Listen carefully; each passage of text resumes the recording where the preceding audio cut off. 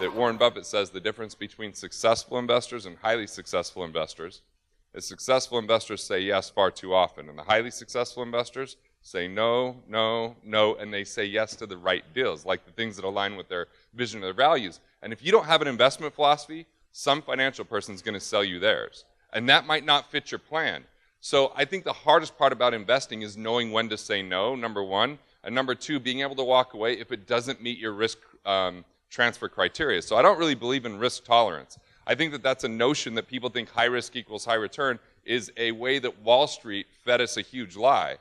Risk equals chance of loss. The higher your chance of loss, the higher the risk you have. So when you think about it, when banks got into a lot of trouble, it's when they avoided their actual fundamental basic risk management programs. For example, if you put 20% down, that protects them. If you don't, they usually charge PMI. But when they went to 125% lending, that's against their rules. When they didn't look at your income or your taxes and they said, just give us a stated income loan, right? Like, these are the things that invited risk because of all the irrational exuberance that was going on in the market that wasn't actually fueled by supply and demand. It was fueled by a false sense of demand because of investors and because of naivety and because everybody else was getting greedy going, oh, everybody else is making money, so I should get involved. So the thing is, I do think you get really focused, you get dialed in on one thing at a time and really get that figured out, and don't advance before you have a team.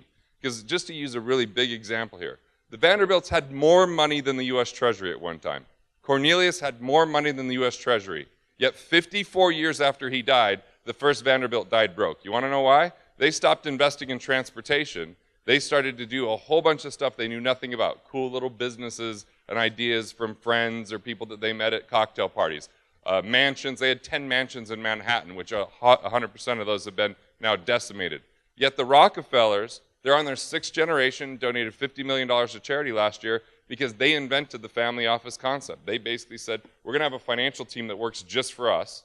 They're going to be our due diligence system. They're going to be the ones to do research and analyze, and then they stayed involved in a lot more things they knew. And what they invested in was ideas and people, more than just investing in stocks and bonds and into things they didn't know. So get really clear before you invest how much you understand about it, how much the team understands about it, because even if, I like that you're done with you. We're a done with you program. We're not a done for you program.